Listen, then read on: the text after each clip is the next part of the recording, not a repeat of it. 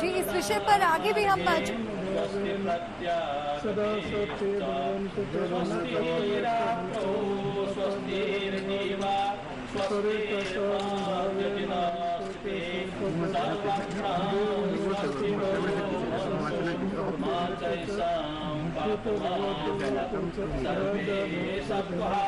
सर्वे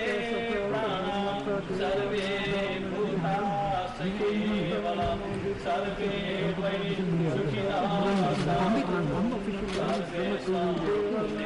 सर्वे भद्राणि पश्यन्तु मा कश्चित् पापमागमत् यानिह भूतानि समागतानि स्थितानि भूमा बतवान्तरिक्षे कुर्वन्तु मैत्रीं सततं प्रजासु देवास्तरात्रो च करन्तु धर्मम् आदौ कल्याणं पर्यवसानि कल्याणं स्वर्थं सुव्यञ्जनं केवलं परिपूर्ण परिशुद्ध परेवदात ब्रह्मचर्य संप्रकाशयति स्म आयो वृद्धि यशो वृद्धि वृद्धि विद्या सुखाश्चैव जन धन संतान सप्त वृद्धिर्यस्तु।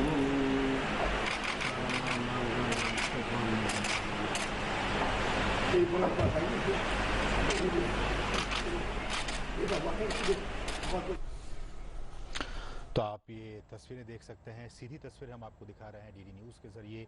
प्रधानमंत्री नेपाल के लुम्बिनी में मौजूद, और वो इसलिए क्योंकि आज तो ये सीधी तस्वीरें आप देख रहे हैं। विशेष पूजा अर्चना का कार्यक्रम पीएम मोदी का पहले से ही तय था। तैयारियां भी यहां पर पूरी तरह से कर ली गई थी। साथ ही आपको दिख रहा होगा तस्वीरों में किस तरह से हाथ जोड़ते हुए, नमन करते हुए प्रधानमंत्री नरेंद्र मोदी नजर आ रहे हैं। माया देवी मंदिर में पूजा अर्चना के लिए प्रधानमंत्री नरेंद्र मोदी पहुंचे हैं। एक बार फिर से हम चित्रा त्रिपाठी का रुख करते हैं, वो वहीं से हमारे साथ सीधा बनी हुई है। माया देवी मंदिर की क्या खासियत है चित्रा, अगर आप दर्शकों को बता सके, क्योंकि विशेष पूजा अर्चना आज यहां पर प्रधानमंत्री नरेंद्र मोदी करने जा रहे हैं।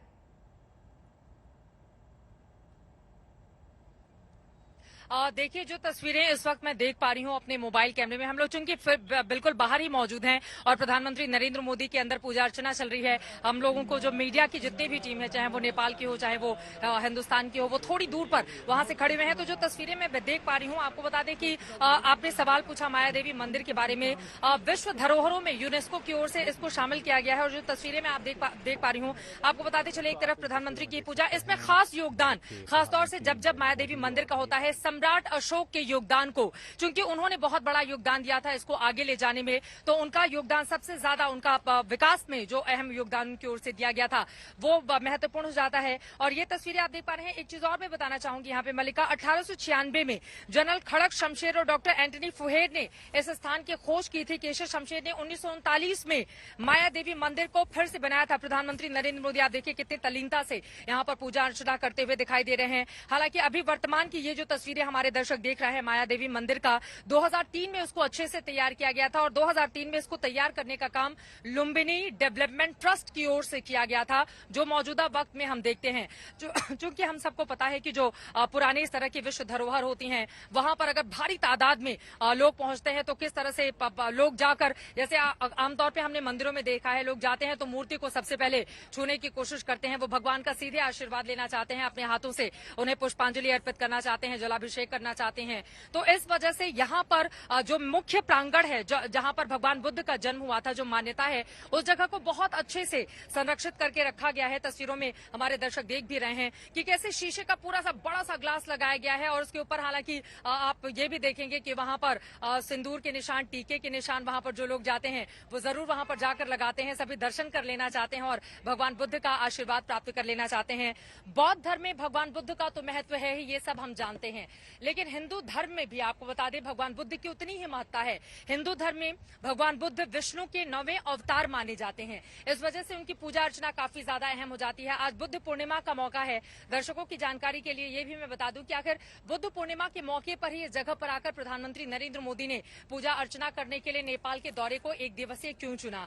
बुद्ध पूर्णिमा के दिन माना जाता है भगवान बुद्ध ने जन्म लिया था और बड़ा दिलचस्प है। देखिए लुम्बिनी में लोग पूछेंगे कि माया देवी जो सिद्धार्थ की मां थी, बचपन का नाम सिद्धार्थ भगवान बुद्ध का, तो उनका जन्म यहाँ पर कैसे हो गया?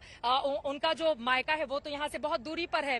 तो मैं बता दूं कि जब वो अपने मायके के लिए जा रही थी तो रास्ते में फिर उनको दर्द शुरू हुआ और फिर इसी लुम्बिनी में उसी जगह पर जहां पर प्रधानमंत्री नरेंद्र मोदी पूजा अर्चना करने के लिए बैठे हुए हैं, वहीं पर उन्होंने एक बालक को जन्म दिया जिसका नाम सिद्धार्थ रखा गया।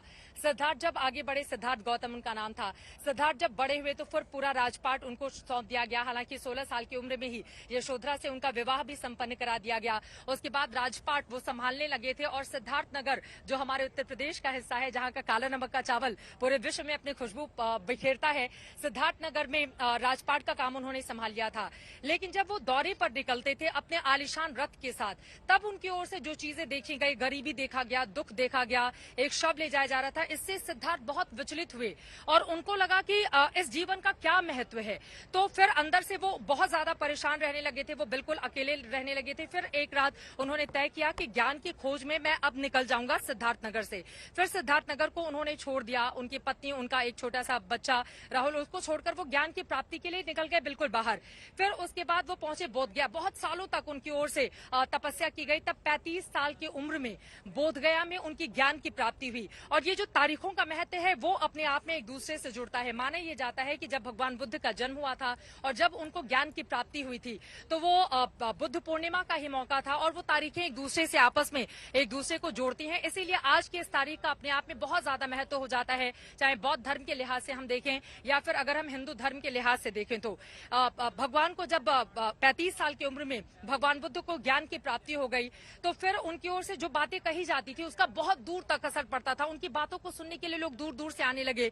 फिर वो पहुंचे सारनाथ, वाराणसी के सारनाथ। वाराणसी से प्रधानमंत्री नरेंद्र मोदी सांसद हैं, सारनाथ भी वो कई बार जा चुके हैं। जब भी वाराणसी उनका दौरा लगता है तो उनकी कोशिश होती है कि वो वहां पर जरूर जाएं। सारनाथ में जाकर उनकी ओर से जो संदेश दिया गया था उसके जरिए फिर जो हम कहते हैं कि बुद्धम शरणम गच्छामि, धर्मम शरणम गच्छामि, धम्मम शरणम गच्छामि, तो जो बड़ा संदेश उनकी ओर से दिया गया था उसका व्यापक प्रचार प्रसार होने लगा।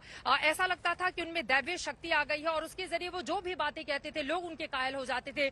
सुनने के लिए दूर दूर से लोग सारनाथ पहुंचने लगते थे। तो इस तरह से धीरे धीरे उनकी जो ख्याति थी वो बढ़ने लगी। और हिंदुस्तान में देखिए महापरिनिर्वाण यानी कि मोक्ष की प्राप्ति जिस कुशीनगर में हुई, हाल ही में हम सब ने देखा था कि यूपी चुनाव के ठीक पहले किस तरह से इंटरनेशनल एयरपोर्ट का वहां पर उद्घाटन किया गया था प्रधानमंत्री नरेंद्र मोदी की ओर से। एक बौद्ध कॉरिडोर बनाने की भी बात उनकी ओर से कही गई।